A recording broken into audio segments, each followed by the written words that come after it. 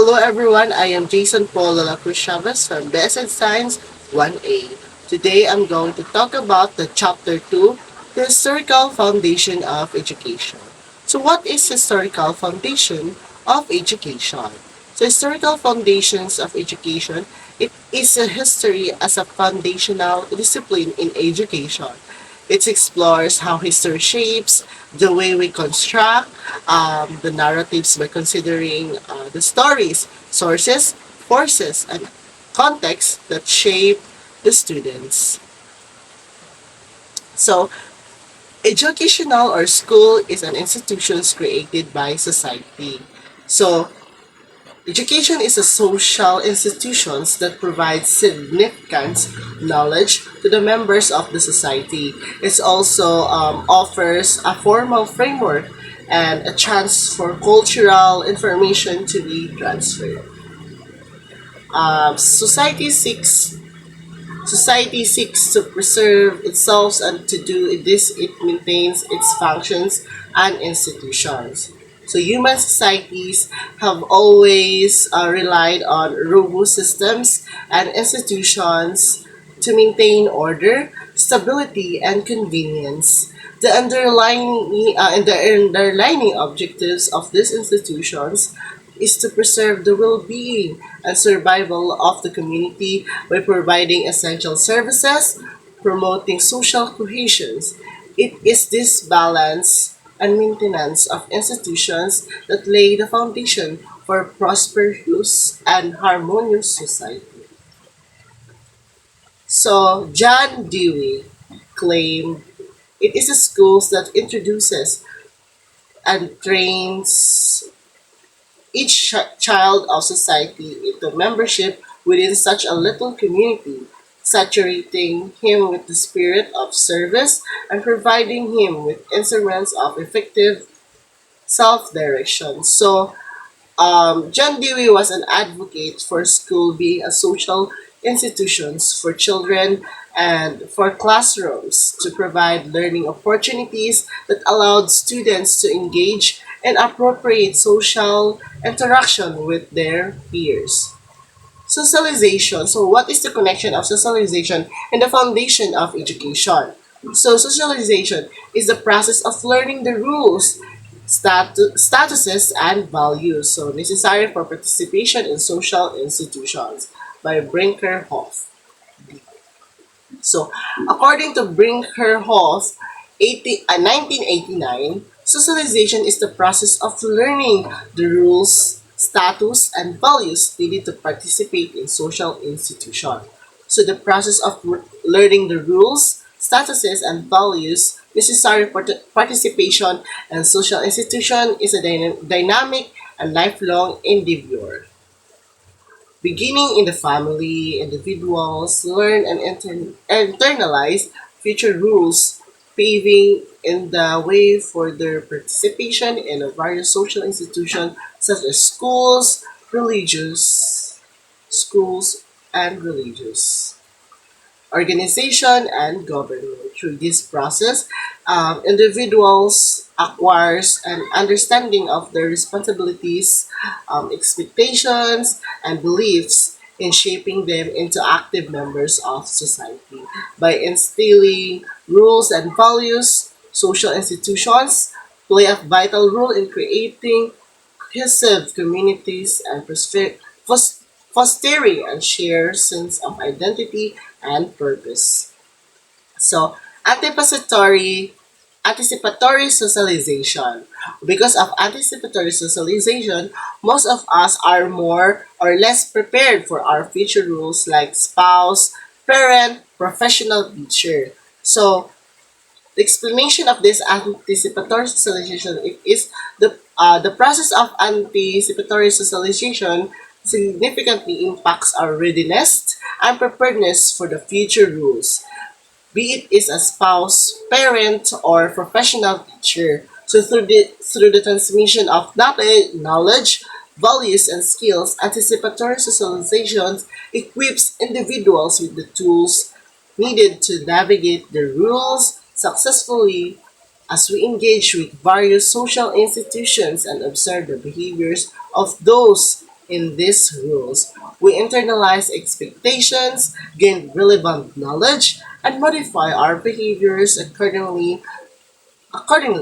The integrations of anticipatory socializations allow us to meaningfully contribute to society and fulfill the responsibilities and expectations associated with our future rules. So that is the anticipatory socialization. Next, we have educational and primitive society. So what is it? Educational and primitive society.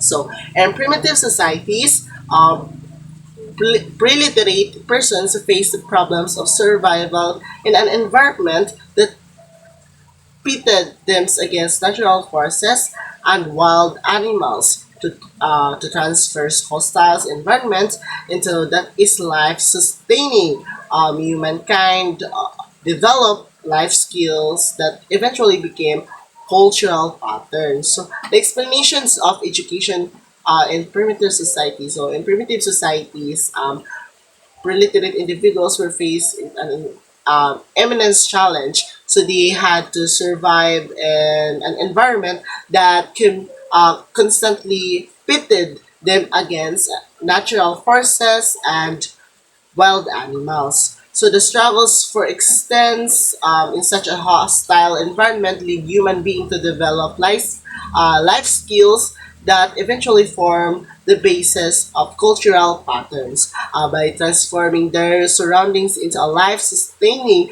habitat. Humankind blossom into an intricate web of culture, each with its unique set of traditions, customs, and practices. So the next is these life skills included number one tools or instrument making, and number two adherence to the moral behavior code of group, and lastly the language. So life in human group was educationally as a children observe and learn from elders.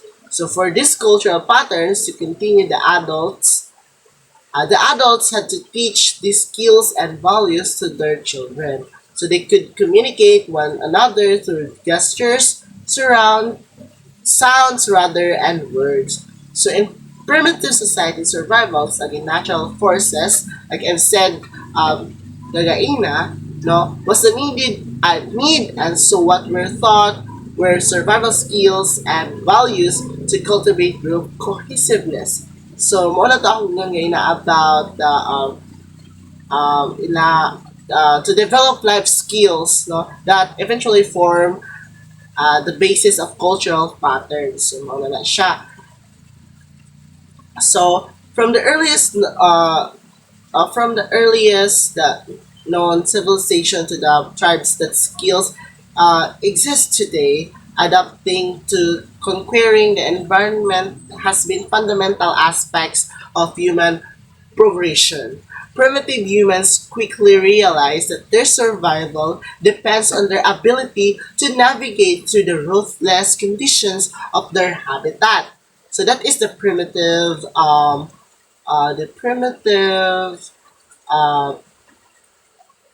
society. So, muna siyang primitive society. So, primitive humans could realize their survival. So, as they discovered the art of hunting and gathering, individuals began mastering crucial skills such as tracing animals, identifying edible plants and herbs, also the herbs, so, and organizing communal efforts for successful hunts. So these skills allowed humans to derive sustenance for an environment that might have otherwise been merciless. So next we have for Athenian in ancient Greece, what mattered most what mattered most in education was the rounded development of every individual. So the meaning of this is in for Athenians in ancient Greece, the most important aspects of education was the holistic development of every individuals. They sought to nurture the critical thinking, moral integrity, physical well-being, and social responsibility. So education in Athens aimed at not only imparting knowledge but also fostering citizenship, preparing individuals who actively contribute to their community and engage in public life. So the emphasis on well-rounded development enable Athenians to create a society that cherishes intellectualis- intellectualism, moral values, physical fitness, and social cohesion, essentially ingredients for a thriving civilization. So that is the Athenians. For the early Roman schools needed to develop a sense of civic responsibility, and develop administrative and military skills as citizens of the Roman Empire. So in the early Roman schools play a pivotal role in developing civic responsibility and administrative and military skills among citizens of the Roman Empire by instilling a sense of duty, teaching um, fundamental administrative skills, and fostering physical and tragic proficiency. These schools created a well-rounded citizens capable of contributing to empire prosperity and overall stability. The emphasis on education and the cultivation of these qualities were crucial in establishing Rome as a dominant global power, leaving an enduring legacy that impacts subsequently civilizations. So that is the Romans or the Roman. Okay. So next is we have for the ancient Arabic world where Islam rose the most important concerns of education was to cultivate religious commitment to Islamic beliefs. Yes. So the best explanation of the Arabic world is the education held paramount position in the ancient Arabic world where Islam emerged as a proponent religion. They are proponent religion. Its primary concern was to cultivate religious commitment and foster Islamic beliefs among individuals. So they emphasizing the teaching of the Quran, correct me if I'm wrong, the Quran, Hadith, and the Islamic law. Education aimed to instill in individuals a deeper understanding of Islam. So, moreover, it sought to develop moral values and ethical conduct in individuals to create a society that adhered to the tenets of Islams. So as a result of such an education system, so the ancient Arabic world saw the rise of an intellectually rich and prosperous civilization firmly rooted in Islamic principles. So we have next is we have during medieval period, schools were concerned with the development of religious commitment, knowledge, and ritual to establish order. Yes. So in the medieval period, so schools during the medieval period were primarily concerned with the development of religious commitment, no commitment, knowledge, and ritual to establish order. So the church wield the considerable influence over the education, seeking to instill faith, impart um, religious knowledge, and reinforce religious um, rituals. So through the cultivation of religious devotion and understanding, schools aims to maintain order with the church and society at large. So the medieval educational system successfully served as a mean to um, enforce religious conformity and uphold the social and religious order of the time. So that is the medieval period. Sorry. Mm. Next, we have the Renaissance period. So, Renaissance period was a fervent period of European cultural, what do we call it? Cultural, political, and economic rebirth. Economic. So, this is the rebirth following the medieval ages. So the best explanation of this is the Renaissance was a period of eminence transformation that had a profound impact on European society. Why? Breaking away from the restrictions and dogmas of the Middle Ages, so the newfound emphasis on human potential and uh, individualism birthed a sense of curiosity, creativity, and the search for knowledge. So the exploration of the new ideas and the celebration of human achievement lead to the foundation for the achievements and progress that would shape the modern world.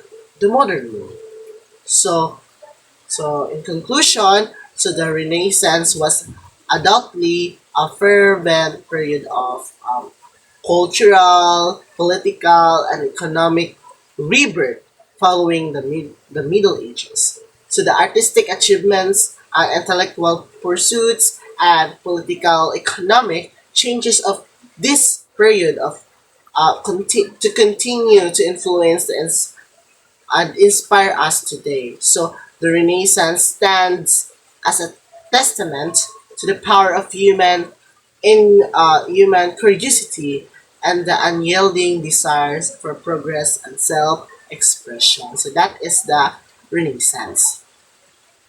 Next, lastly, we have the Reformation period.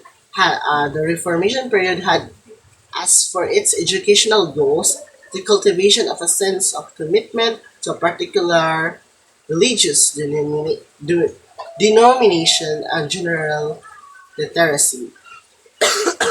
So, the best explanation for this is the Reformation period plays great importance on education and its goals. So the cultivation of sins of commitment to a particular religious denomination and generally literacy were two key objectives that shaped the educational landscape during this period by establishing schools, universities, and promoting literacy.